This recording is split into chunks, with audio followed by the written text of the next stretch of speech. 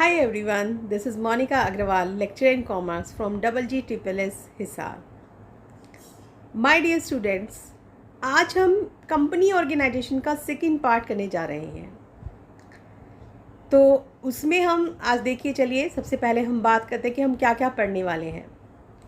बच्चों, इससे पहले आप 3 टॉपिक पढ़ चुके हैं। मीनिंग, डेफिनेशन एंड फीचर्स हम अपने लास्ट सेशन में कर चुके हैं।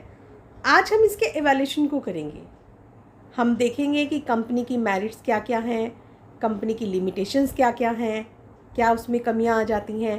साथ ही हम बात करेंगे बच्चों इसके टाइप्स की, कंपनी के प्रकार कितने हैं, उनके डिफरेंस को भी हम जानेंगे और उसी के साथ साथ हम कुछ MCQs भी करेंगे। ठीक है, तो चलिए लेट अस स्टार्ट। देखिए बच्चों, लास्ट सेशन में हमने अपना अच्छे से पढ़ा कि कंपनी हमारी क्या चीज़ होती है। Company form of business organization का एक बहुत ही अच्छा पार्ट है। और मैंने आपको साथ ही ये भी बताया था कि there is no difference between joint stock company and company organization. दोनों एक सेम ही बात है ना।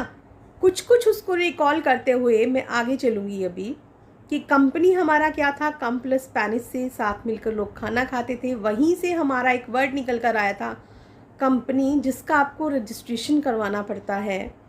और साथ ही हमने उसकी फीचर्स के बारे में भी पढ़ा था। प्रोफेसर हैने ने इसकी डेफिनेशन को बहुत बखूबी बताया था और उसके बाद फिर हमने उसकी और भी कई फीचर्स को डिस्क्राइब किया था। तो चलिए बच्चों, आज हम देखते हैं कि कंपनी ऑर्गेनाइजेशन के फ़ायदे क्या है। कोई चीज़ अपने आप में क्या है, जब तक उसका कैसे इवैल्यूएशन होगा, जब हम देखें कि उससे होने वाले लाभ क्या है, उससे होने वाली हमें हानियाँ क्या क्या है, तभी हम किसी चीज़ का फ़ायदे नुकसान के बारे बता सकते हैं कि ये चीज़ अच्छी एक्चुअली में हमारे लिए अच्छी रहेगी या नहीं रहेगी। ठीक है, चलिए तो आज हम बात कर रहे हैं अब इसकी, हमारा जो नेक्स्ट टॉपिक है that is merits of company. Merits of company में बच्चों सबसे पहला जो हमारा आ जाता है दैट इज़ लिमिटेड लायबिलिटी, सीमित दायित्व। सीमित दायित्व कैसे है, ये हमने अपने उसमें भी किया था जब हम फीचर्स पे बात कर रहे थे। याद है, मैंने आपको कहा था कि मान लीजिए कि एक पर्सन है जिसका नाम है एक्स। अब एक्स एक पर्सन है, या एक्स ले लीजिए या फिर आप राम श्याम कुछ भी ले लीजिए। अब राम एक पर्सन है, उसके पास 100 रुपीज़ के कितने शेयर्स हैं, 1000।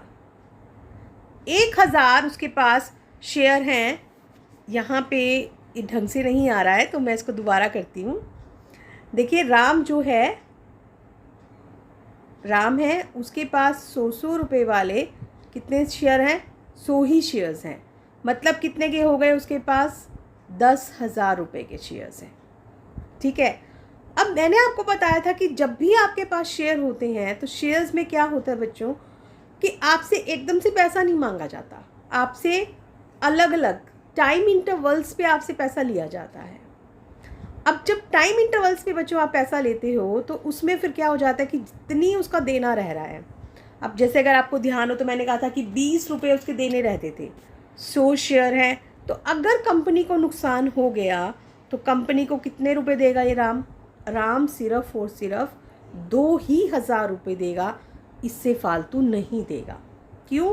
क्योंकि उसकी लिमिटेड लायबिलिटी है, उसको उससे फालतू नहीं देना। और जबकि जब हम सोल प्रोप्राइटरशिप करते थे या फिर हम क्या कर रहे थे, जॉइंट हिंदू फैमिली था, या फिर अगर हम बात करते हैं हमारे पार्टनरशिप ऑर्गेनाइजेशन की, तो सभी में हमारी जो थी वो अनलिमिटेड लायबिलिटी थी। अगर बिजनेस को नुकसान हो गया तो उन्हें अपनी पर्सनल प्रॉपर्टी भी बेचनी पड़ जाती थी। तो इसलिए उसमें बहुत बड़ा नुकसान था और ये इसका बहुत बड़ा फ़ायदा है कि आपका जो दायित्व है वो क्या है, सीमित है। दूसरा फ़ायदा है बच्चों, एक तो लिमिटेड लायबिलिटी हो गया, अब दूसरा आ जाता है शेयर ट्रांसफ़र फैसिलिटी। अब बाई चांस आपको पैसे की ज़रूरत है, कंपनी की कैपिटल जो है वो छोटे छोटे हिस्सों में बटी हुई है, जिसे हम क्या बोलते हैं, शेयर्स बोलते हैं। तो अब यहाँ पे अगर आपको पैसे की ज़रूरत है, अब जैसे राम को ही पैसे की ज़रूरत थी, 100 शेयर थे, उसे 5,000 रुपये की ज़रूरत थी, तो वो क्या कर सकता है, अपने 50 शेयर बेच देगा। अब वो अपने 50 शेयर अगर शाम को बेच देगा तो अब श्याम के पास कितने हो गए? 50। राम के पास कितने हो गए? 50। कंपनी को कोई फ़र्क नहीं पड़ा क्योंकि कंपनी के पास तो पैसा है, सिर्फ मेंबर्स के नाम में फ़र्क पड़ा और कोई फ़र्क नहीं पड़ा। तो ये भी फ़ायदेमंद है ना आपके लिए कि भाई आपको ज़्यादा पैसा भी नहीं लगाना पड़ रहा, और जब आपको पैसे की ज़रूरत है तो आप वहाँ पे क्या कर सकते हैं, अपने जो शेयर्स हैं वो किसी और को ट्रांसफ़र कर सकते हैं। थर्ड फिर क्या आ जाता है इसमें? कॉन्टीन्यूटी। अब ये देखिए, मैंने आपको बताया था मेंबर्स में come, members may go, but the company goes on forever. सदस्य चाहे आए, सदस्य चाहे जाएं, लेकिन जो कंपनी है वो हमेशा अपना चलती रहती है। यही चीज़ मैंने आपको बताई थी, क्योंकि इसका परपेचुअल सक्सेशन है, स्थायी अस्तित्व है, लगातार चलता रहता है। इसमें अब मेंबर्स अगर मान लो कि अब जैसे मैंने अभी बताया कि राम ने छोड़ दिया, शाम को दे दिया, तो अब ये थोड़ा ना बिज़नेस बंद हो जाएगा। नहीं, बिज़नेस तो भी अपना चलेगा, क्योंकि बिज़नेस का उससे कोई लेना देना नहीं है, तो बिज़नेस अपना जो है वो कंटिन्यू रहेगा। समझ आई? एक बड़ा फ़ायदा इसमें क्या है? Scope for growth and expansion. अब अगर आप अकेले थे, आपको अपना बिज़नेस बढ़ाना था, तो आपको पैसे की ज़रूरत होगी। अब पैसा कहाँ से लाओगे आप? आपके पास जितना पैसा था आपने बिज़नेस में लगा दिया। आप जल्दी से अपने बिज़नेस को एक्सपेंड नहीं कर सकते। किसी से आप लोन लोगे तो आखिर वो कितना का आपको लोन दे देगा? बहुत ज़्यादा तो लोन वो भी नहीं देंगे आपको, है ना? दिक्कत हो गई। अब पार्टनरशिप में क्या था, 2 या 3 लोग थे या थोड़े से ज़्यादा लोग थे, तो वो भी थोड़ा सा ज़्यादा बढ़ा सकते हैं अगर हम सोल प्रोप्राइटरशिप के अकॉर्डिंग देखें तो। लेकिन कंपनी को फ़ायदा है। कंपनी का क्या फ़ायदा है? कंपनी तो अपनी कैपिटल और इशू करेगी और वो तो अपना बिज़नेस आराम से बढ़ा सकती है, क्योंकि लोगों ने क्या लगाना है, थोड़ा थोड़ा लगाना है। जिसकी जितनी कैपेसिटी होगी वो उतने के शेयर्स परचेज़ कर लेगा। तो इससे कंपनी को भी कोई नुकसान नहीं होगा, क्योंकि कंपनी के पास तो पैसा है। अब वो चाहे 2 लोग लगाएं, चाहे 20 लोग लगाएं, चाहे 200 लोग लगाएं, ठीक है। लेकिन और शेयर होल्डर्स को भी कोई परेशानी नहीं होगी। क्यों? क्योंकि उनके पास जितना पैसा था उन्होंने अपने हिसाब से वो पैसा लगा लिया है, तो उनको भी कोई दिक्कत नहीं है। तो अब बिज़नेस क्या है कि वो बड़े आराम से एक्सपेंड हो सकता है ना?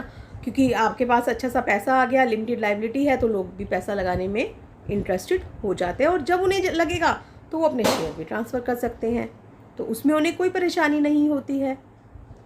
And the next is efficient management. ये इसका एक सबसे बड़ा फ़ायदा है। क्यों? क्योंकि देखो, जब आप एकाकी व्यापार कर रहे थे तो अब वही बिज़नेस में पैसा लगा रहा है, वही चला रहा है। ज़रूरी तो नहीं है कि एक ही इंसान इतना टैलेंटेड होगा, है ना? कहीं ना कहीं प्रोफेशनल को उससे ज़्यादा नॉलेज होती है। पार्टनरशिप में भी आप इतनी नॉलेज नहीं लगा पा रहे थे, लेकिन क्योंकि जो कंपनी है वो हमारे पास बहुत बड़ी है, पैसा ज़्यादा है, मेंबर्स ज़्यादा है, तो हम क्या कर सकते हैं वहाँ पे? हमने अपना प्रोफेशनल लोगों को हायर कर लिया। अब वो जो प्रोफेशनल हैं वो हमारे कंपनी का कामकाज संभाल रहे हैं। जब वो हमारी कंपनी का कामकाज संभालेंगे तो नो डाउट जिन्हें हर चीज़ की नॉलेज है, तो काम भी वहाँ पे क्या होगा? काम भी वहाँ पे बहुत अच्छे से हो जाता है। तो देखा आपने कि कितनी सारी इसकी मेरिट्स हैं। लायबिलिटी भी लिमिटेड है ना? आपको फालतू नहीं देना, आपको अपनी पर्सनल प्रॉपर्टी नहीं बेचनी है, आप जब चाहे अपने शेयर भी ट्रांसफ़र कर सकते हो। आपके आने जाने से बिज़नेस पे भी कोई फ़र्क नहीं पड़ रहा है, और बल्कि उल्टा हम बिज़नेस को बढ़ा सक रहे हैं, और मैनेजमेंट भी हमारा कंपैरेटिवली क्या हो रहा है? एफिशिएंट मैनेजमेंट हो रहा है। तो ये हमारे लिए फ़ायदा हो गया। चलिए, अब बात हम क्या किस चीज़ की करेंगे? अब हम बात करेंगे इसकी लिमिटेशंस की बात करेंगे। अब लिमिटेशंस में सबसे पहली लिमिटेशन इसकी क्या आ जाती है? फर्स्ट लिमिटेशन है इसकी डिफ़िकल्टी इन फॉर्मेशन। जितना आसान दिखता है ना, उतना आसान होता नहीं है। अब भाई फ़ायदे तो बहुत हैं, पैसा भी ज़्यादा आ रहा है, जोखिम भी ज़्यादा सहन नहीं करना पड़ रहा। अगर हम इंडिविजुअल के तौर पे देखें, कंपनी तो सहन कर रही है, लेकिन मेंबर्स को तो ज़्यादा नहीं करना पड़ रहा। लेकिन सबसे बड़ी समस्या क्या है यहाँ पे? इसको बनाना, कंपनी को बनाना एक बहुत बड़ी समस्या है, आसान नहीं है। इसके लिए आपको बहुत सारे डॉक्यूमेंट्स तैयार करने पड़ते हैं। उन डॉक्यूमेंट्स में आपको कंपनी का नाम देखना पड़ेगा, उसकी जगह देखनी पड़ेगी, क्या बिज़नेस करेंगे, कौन लोग उस कंपनी को चलाने वाले हैं, मतलब कहने सुनने में बहुत आसान लगता है, लेकिन इतने सारे रूल्स रेगुलेशंस हैं कि जिनको फॉलो करना आसान नहीं होता। जबकि एकाकी व्यापार है, भाई मन आया हमने अपना पैसा लगाया, बिजनेस स्टार्ट कर लिया। पार्टनरशिप है, वो भी हम 2-3 लोग मिले, एग्रीमेंट किया, बिजनेस स्टार्ट कर दिया। जॉइंट हिंदू फैमिली है, वहाँ पे भी हमें कोई दिक्कत नहीं है, क्योंकि बिजनेस घर के ही लोग हैं, घर की बात है। लेकिन भाई ये कंपनी ऑर्गेनाइजेशन है, आपको यहाँ पे रजिस्ट्रेशन करवाना है, तो आपके पूरे के पूरे रूल्स रेगुलेशंस आपको क्या करने पड़ते हैं, यहाँ पे फॉलो करने पड़ते हैं। तो ये इसकी सबसे पहली और बड़ी लिमिटेशन है। दूसरी लिमिटेशन इसकी क्या है, यहाँ पे ये लैक ऑफ सिक्रेसी, यहाँ पे गोपनीयता का अभाव है। आपको जितने डॉक्यूमेंट्स हैं, आपके अकाउंट्स हैं, अब आप खुद अकेले व्यापार कर रहे थे तो आपको अपने अकाउंट्स किसी और को दिखाने की ज़रूरत नहीं है। कोई आपसे आपके अकाउंट्स नहीं मांग सकता, ना ही आप किसी को दिखाने के लिए बाउंड है। लेकिन यहाँ पे आप हैं बाउंड। क्यों? क्योंकि यहाँ पे रूल है कि कंपनी को अपने अकाउंट्स पब्लिश करने पड़ते हैं, क्योंकि उसके शेयर होल्डर बहुत ज़्यादा हैं, जिन लोगों से उसने लोन ले रखा है वो भी दूर दूर फैले हुए हैं, और इवन कोई भी पर्सन जाके फीस पे करके कंपनी के जो अकाउंट्स है वो चेक कर सकता है। तो अब आपकी तो कोई सीक्रेट रहा ही नहीं।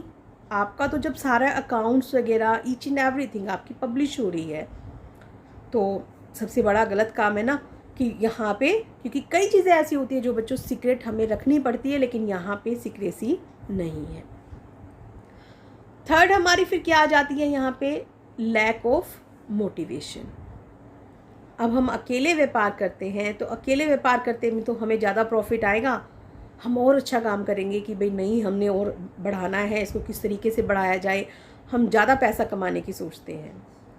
अब यहाँ पे क्या है कि आपने लोगों को हायर कर रखा है, प्रोफेशनल लोग आपका काम संभाल रहे हैं, उन्हें तो उनकी फ़िक्स सैलरी मिल ही जानी है, चाहे थोड़ा सा कम कमा लें चाहे ज़्यादा कमा लें। फ़ायदा किसको होगा? शेयर होल्डर्स को। तो उनको कोई बेनिफिट नहीं हो रहा, तो कहीं ना कहीं वो डीमोटिवेट हो जाते हैं, फिर वो काम में इतना वो मन नहीं लगा पाते, है ना। आपके सामने कोई टारगेट है तो आप उस काम को अचीव करने की कोशिश करते हो। अब आपको एक फ़िक्स सैलरी मिल जानी है। अब आपको अगर हम ये कहें कि बच्चों कि आपको नंबर तो लग ही जाने हैं, आप पास तो हो ही जाओगे, आप पढ़ाई करते हो? नहीं करते आप पढ़ाई। लेकिन अगर आपको पता है कि आप पढ़ोगे तो आपको मार्क्स मिलेंगे, आप जो लिखोगे पढ़ाई करके वही तभी आपको मार्क्स मिलेंगे, तो ये आप पूरा साल पढ़ते हो। ठीक है, चलिए नेक्स्ट है एक्सेसिव गवर्नमेंट कंट्रोल।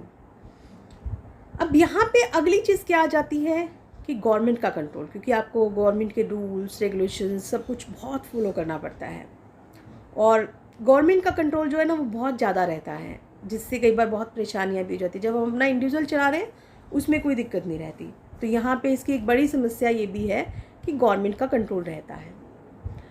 नेक्स्ट आ जाता है डिले इन डिसीजंस। यहाँ पे निर्णय लेने में भी देरी है। क्यों? क्योंकि मेंबर्स बहुत ज़्यादा हैं, डायरेक्टर्स को आपने काम सौंप रखा है। एक तो एक अकेले पर्सन ने डिसीज़न लेना, एक 10 लोगों ने डिसीज़न लेना, टाइम तो लगेगा। एक 100 लोगों ने डिसीज़न लेना, और भी ज़्यादा टाइम लगेगा, क्योंकि कंपनी की आपको मीटिंग बुलानी पड़ेगी, उसके लिए भी आप टाइम दोगे। लोग बीच में कब आ रहे हैं कब नहीं आ रहे हैं, है ना, सबको बुलाना करना, फिर कोई कुछ बोल रहा है, जितने मुंह उतनी बातें। तो वहाँ पे निर्णय लेने में भी हमारी क्या है, बहुत देरी हो जाती है। ये भी इसकी एक बहुत बड़ी लिमिटेशन है। And the last is conflict among investors. Investors में भी आपस में बहुत ज़्यादा संघर्ष रहता है। क्यों? देखिए, शेयर होल्डर्स जो कंपनी के मालिक हैं वो क्या सोचते हैं कि भाई कंपनी को ज़्यादा प्रॉफिट हो जाता और उन्हें डिविडेंड ज़्यादा मिले। जो प्रॉफिट है ना उसको भी छोटे छोटे हिस्सों में बांटना पड़ेगा ना, लोगों को देंगे, तो उसको हम क्या बोलते हैं, डिविडेंड, लाभांश, लाभ का अंश। ठीक है, तो वो लाभांश चाहते हैं कि ज़्यादा से ज़्यादा उनको लाभांश मिले। दूसरी तरफ जिनसे हमने लोन ले रखा है वो होते हैं कंपनी के बच्चों, डिबेंचर होल्डर्स, ऋण पत्रधारी। वो सोचते हैं भी नहीं, कंपनी का हमारी सिक्योरिटी रहे, कंपनी के पास एसेट्स वगैरह ज़्यादा हों, ताकि कल को अगर कंपनी को नुकसान हो गया तो कंपनी को उनका पैसा मिल जाए, है ना। तो वहाँ पे दोनों में अब ये संघर्ष हो गया। वो सोच रहे हैं लाभांश ज़्यादा मिले, वो सोच रहे हैं एसेट्स ज़्यादा मिले। और हमारा पैसा सेफ रहना चाहिए। तो जब दो लोगों की लड़ाई हो जाती है तो दिक्कत तो हो जाती है। ठीक है, तो ये थी बच्चों हमारी इसकी क्या लिमिटेशंस। अब आपने देखा, आपने मेरिट्स भी पढ़ ली, आपने इसकी डीमेरिट्स, इसके हानियाँ भी कह सकते हैं और इसकी सीमाएं भी कह सकते हैं, दोनों ही चीज़ें आपने पढ़ ली। अगर आपको फिर अब ये कहा जाए कि फिर कौन सी चीज़ अच्छी है तो क्या बताएंगे आप? नो डाउट फिर भी कहीं ना कहीं अगर आप लार्ज स्केल पे काम करना चाहते हैं तो भी आपका कंपनी ऑर्गेनाइजेशन ही बेटर रहेगा। क्यों? ठीक है, हालांकि इसमें फॉर्मेशन बनाने में इसको दिक्कत है, गोपनीयता का भी अभाव है, इसमें गवर्नमेंट का भी कंट्रोल बहुत ज़्यादा है, डिसीज़न लेने में भी बहुत देरी हो जाती है। लेकिन अगर हम लार्ज स्केल पे बिज़नेस करना चाहते हैं और आगे बढ़ना चाहते हैं तो हमें किसको चूज़ करना चाहिए? कंपनी को हमें चूज़ करना पड़ेगा। हमें अपना बिजनेस ऑर्गेनाइजेशन फिर कंपनी की तरफ जाना है अगर हम बहुत ज़्यादा लार्ज स्केल पे काम करना चाहते हैं तो। ठीक है बच्चों, तो ये हुई हमारी इसकी लिमिटेशंस आपने कर ली। एक किस्म से हम ये कह सकते हैं कि हमारा इवैल्यूएशन हो गया इसका। चलिए, तो नेक्स्ट हमारा आता है टाइप्स ऑफ कंपनीज। कंपनी दो प्रकार की होती है, कौन कौन सी है? कंपनी के दो टाइप हैं बेटा, एक प्राइवेट कंपनी, एक प्राइवेट और दूसरी है पब्लिक कंपनी। अभी प्राइवेट क्या है और पब्लिक क्या है, चलिए इसको समझ लेते हैं। सबसे पहले हम बात करेंगे प्राइवेट कंपनी की। अब देखिए, प्राइवेट कंपनी की जो डेफिनेशन है, जैसे हमने कंपनी की डेफिनेशन को पढ़ा था तो वो किस में थी?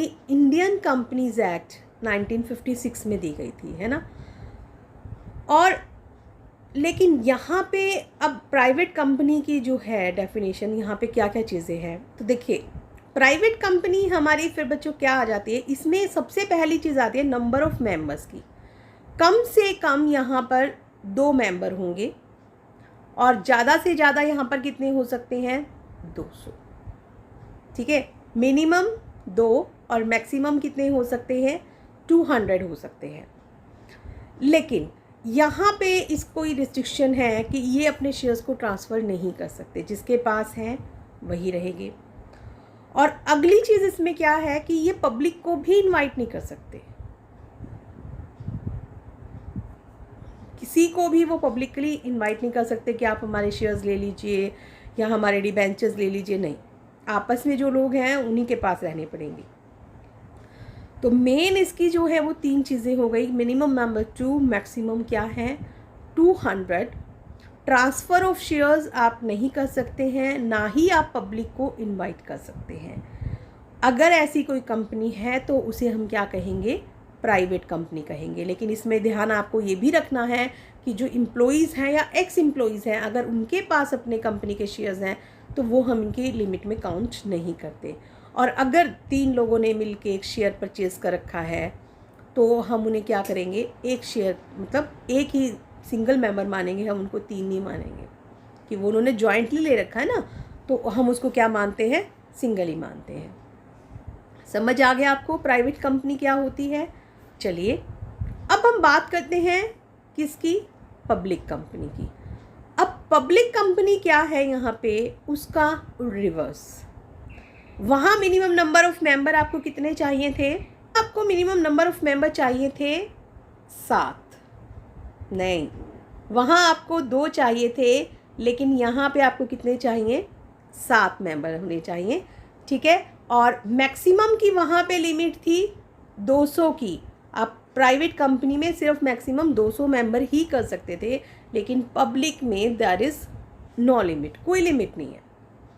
ठीक है, तो पहला तो ये हो गया कि वहाँ पे मिनिमम नंबर 2 थे और मैक्सिमम 200 थे, हम उसे क्या कह रहे थे? Private company. लेकिन पब्लिक कंपनी के लिए क्या चीज़ है कि उसको कोई रिस्ट्रिक्शन नहीं है, मिनिमम नंबर ऑफ मेंबर 7 होने चाहिए, बाकी कोई दिक्कत नहीं है। उस कंपनी के लिए क्या था कि वो शेयर ट्रांसफ़र नहीं कर सकती थी, लेकिन यहाँ पे ये ईजिली शेयर ट्रांसफ़र कर सकते हैं। देयर इज़ नो रिस्ट्रिक्शन, कोई भी व्यक्ति किसी को भी दे सकता है। और अगली बात, उसमें आप पब्लिक को इनवाइट नहीं कर सकते थे, लेकिन यहाँ आप पब्लिक को भी इनवाइट कर सकते हैं, ये भी इसका फ़ायदा है। ठीक है। और अगर हम, जैसे मैंने आपको बताया था कि अगर हम एक्ट के अकॉर्डिंग इसकी डेफिनेशन करना चाहें तो इसके अंतर्गत क्या डेफिनेशन दी गई है कि पब्लिक कंपनी का मतलब क्या है। पब्लिक कंपनी एक ऐसी company which is not a private company, जो प्राइवेट कंपनी नहीं है। अब जो प्राइवेट कंपनी नहीं है तो इसका मतलब क्या है उसमें, तो आप एक चीज़ की डेफिनेशन अगर लर्न करोगे तो दूसरी तो आपकी ऑटोमेटिकली हो ही गई है ना। तो वहाँ पे क्या हो जाएगा कि आपको मिनिमम नंबर ऑफ़ मेंबर जो है वो 7 हो जाएंगे, लेकिन मैक्सिमम की कोई लिमिट नहीं है। ट्रांसफ़र ऑफ शेयर्स के ऊपर भी कोई रिस्ट्रिक्शन नहीं है, ईजिली ट्रांसफरेबल है, ठीक है। एंड थर्ड, जो प्राइवेट में पॉसिबल नहीं था कि आप पब्लिक को इनवाइट नहीं कर सकते थे, ना ही डिपॉजिट्स के लिए इनवाइट कर सकते हैं, ना ही शेयर्स के लिए, ना ही डिबेंचर्स के लिए। और यहाँ पे आप शेयर्स के लिए भी इनवाइट कर सकते हो और डिबेंचर्स के लिए भी इनवाइट कर सकते हो। तो ये बड़ा ही इम्पॉर्टेंट टॉपिक है इसका कि प्राइवेट कंपनी का क्या मतलब है और पब्लिक कंपनी का क्या मतलब है। आई होप कि आपको दोनों मतलब समझ में आ गए होंगे। चलिए अब हम चलते हैं इनके डिफरेंस की तरफ। जब हम इनका डिफरेंस करेंगे ना तो आपको और अच्छे से सारा कुछ क्लियर हो जाएगा। देखिए, डिफरेंस जब हमें मतलब पता चल जाता है ना तो डिफरेंस तो हम खुद ही बना सकते हैं। पहला डिफरेंस हमारा है इसमें मिनिमम नंबर ऑफ मेंबर। अब मिनिमम नंबर ऑफ मेंबर में हमारे पास इसके कितने हैं 2, और लेकिन इसके कितने हैं 7। अभी हमने पढ़ा था ना प्राइवेट कंपनी में कम से कम सदस्य 2 और उसमें 7, एक डिफरेंस। अगला डिफरेंस आप ले सकते हैं मैक्सिमम की, इसमें कितने हैं 200, लेकिन यहाँ पे आपकी मैक्सिमम की कोई लिमिट नहीं है। पब्लिक कंपनी में देयर इज़ नो लिमिट, जितने मर्जी मेंबर्स आपके हो सकते हैं, लाख, 50,000, 10,000, व्हाटएवर, कितने भी हो सकते हैं। अब बात आती है डायरेक्टर्स की। डायरेक्टर्स कितने कितने हो सकते हैं। डायरेक्टर्स कौन है, जो कंपनी का कामकाज संभालेंगे, है ना। तो जो कंपनी का कामकाज संभालेंगे वो इसमें कम से कम 2 होने चाहिए, जो कि प्राइवेट कंपनी है। और जबकि पब्लिक जो कंपनी है उसमें आपके कितने होने चाहिए 3। देखिए, प्राइवेट कंपनी में सदस्य भी कम से कम 2 होने चाहिए और डायरेक्टर्स भी कम से कम 2 होने चाहिए। जबकि पब्लिक कंपनी में शुरुआत आप अगर करना चाहते हैं तो सदस्य आपके कितने होने चाहिए 7 होने चाहिए, लेकिन डायरेक्टर कितने होने चाहिए 3। ठीक है। अब ये पब्लिक को इनवाइट कर सकते हैं, नहीं। प्राइवेट कंपनी पब्लिक उसको इनवाइट नहीं कर सकती, जबकि जो एक पब्लिक कंपनी है वो लोगों को इनवाइट कर सकती है, वो लोगों को प्रोस्पेक्टस जारी कर सकती है कि भाई आप हमारे शेयर्स परचेज़ कर लीजिए या आप हमारे डिबेंचर्स परचेज़ कर लीजिए, वो ये ऑफ़र दे सकती है। देखो, ये अब तक हमारी क्या चलती आ रही हैं, सिर्फ जो हमने डेफिनेशंस की हैं वो चलती आ रही है। Transfer of shares, private company में क्या हमारे शेयर्स ट्रांसफ़र हो सकते हैं, नहीं। और पब्लिक कंपनी में कर सकते हैं। कोई भी पर्सन किसी भी दूसरे पर्सन को ईजिली जो शेयर है वो ट्रांसफ़र कर सकता है। ठीक है। अब बात आती है एक बड़ी important, minimum paid up capital, कि ये नहीं कि भी आपने 50,000 रुपये से शुरू कर ली कैपिटल, नहीं, ऐसा नहीं होता। आपको इसमें क्या चीज़ है कि प्राइवेट कंपनी के लिए कम से कम आपके पास कितनी होनी चाहिए 1 लाख रुपये। 1 लाख रुपए से आप अपनी कैपिटल लगाओगे और फिर आप अपनी कंपनी स्टार्ट करोगे। 1 लाख रुपए से अगर कम की पूंजी है आपकी तो आप प्राइवेट कंपनी नहीं बना पाओगे। जबकि जो पब्लिक कंपनी है उसमें आपको कितना चाहिए 5 लाख रुपए। अगर पब्लिक कंपनी आप बना रहे हैं तो कम से कम 5 लाख की कैपिटल होगी, और जबकि अगर प्राइवेट कंपनी है तो इसमें कितनी होगी 1 लाख रुपीज़ की होगी। और एक चीज़ और बताती हूँ इसमें डिफरेंस जो यहाँ नहीं है, कि जो भी कोई अगर प्राइवेट कंपनी है बच्चों, तो उसको अपने नाम के आगे प्राइवेट लिमिटेड लगाना ज़रूरी है। प्राइवेट लिमिटेड लिखते कैसे हैं, PVT डॉट, और लिमिटेड के लिए LTD डॉट। ये कौन लगा रहा है, प्राइवेट कंपनी। जबकि जो पब्लिक कंपनी है वो सिर्फ क्या वर्ड लगाएगी, लिमिटेड, उसे सिर्फ लिमिटेड लगाना है। जबकि जो प्राइवेट लिमिटेड कंपनी है, जो प्राइवेट कंपनी है, क्योंकि वो लगाएगी प्राइवेट लिमिटेड। इसका मतलब क्या हुआ कि ये कंपनी प्राइवेट भी है और इसके मेंबर्स की जो लायबिलिटी है वो क्या है, हमारी सीमित है। हमने किया था ना एक फीचर इसमें कि लिमिटेड लायबिलिटी, तो ये वही बात आ जाती है। ठीक है, और जो इसमें लास्ट हमारा अगर हम डिफरेंस देखते हैं तो लास्ट डिफरेंस आता है, एक होती है स्टैट्यूटरी मीटिंग, जो कि प्राइवेट कंपनी में ज़रूरी नहीं है लेकिन पब्लिक कंपनी में क्या है, वो ज़रूरी है। अब ये स्टैट्यूटरी मीटिंग होती क्या है भाई? देखिए, स्टैट्यूटरी मीटिंग होती है जिसे हम हिंदी में कह सकते हैं एक वैधानिक सभा, जो कंपनी के लाइफ टाइम में एक बार बुलाई जाती है। और इसके लिए रूल होते हैं कि आपको ये 5 महीने के अंदर स्टार्टिंग में बुलानी पड़ती है, आपको कि 5-6 महीने के अंदर अंदर आपको ये बुला लेनी पड़ती है। तो आप वहाँ पे जब वो कंपनी की जो मीटिंग बुलाई जाती है उसमें आपको सारे के सारे प्रेजेंट बताना पड़ता है कि भी आपने कंपनी इसलिए शुरुआत की है, इसमें हमने डॉक्यूमेंट्स वगैरह दिए थे, कंपनी के डायरेक्टर्स ये होंगे, कंपनी इस तरीके से रन होगी, each and everything discuss in that meeting. ठीक है, तो स्टैट्यूटरी मीटिंग जो होती है वो प्राइवेट कंपनी के लिए बुलाना ज़रूरी नहीं है, लेकिन जो पब्लिक कंपनी है उसके लिए बुलाना ज़रूरी है। तो बच्चों, मेरे ख्याल से अब आपको प्राइवेट कंपनी भी समझ में आ गया और पब्लिक कंपनी भी समझ में आ गया। अगर आपको पेपर में क्वेश्चन पूछा जाता है कि define private company and discuss its features, तो आप फीचर्स भी दे सकते हैं, पर आप कहेंगे मैंने तो डेफिनेशन ही बताई थी। तो देखो, डेफिनेशन वो हो गई और फीचर्स साथ में आपके क्या हो गए, यहाँ से हो जाते हैं। कैसे हो जाते हैं कि जितने भी ये चीज़ें आपको दे रखी हैं कि जैसे ये प्राइवेट कंपनी की फ़ीचर्स हो गई, अब अलग से हम लेकर चलें कि भाई इसमें कम से कम इतने मेंबर्स होने चाहिए, मैक्सिमम इतने मेंबर्स होने चाहिए, डायरेक्टर्स इतने होने चाहिए, पब्लिक को इनवाइट नहीं कर सकती, शेयर्स ट्रांसफ़र नहीं कर सकती है, 1 लाख रुपए कम से कम पूंजी लगानी पड़ेगी और स्टैट्यूटरी मीटिंग इसको बुलाना ज़रूरी नहीं है। और कंपनी को अपने आगे क्या लिखना पड़ेगा, प्राइवेट लिमिटेड वर्ड भी लिखना पड़ेगा।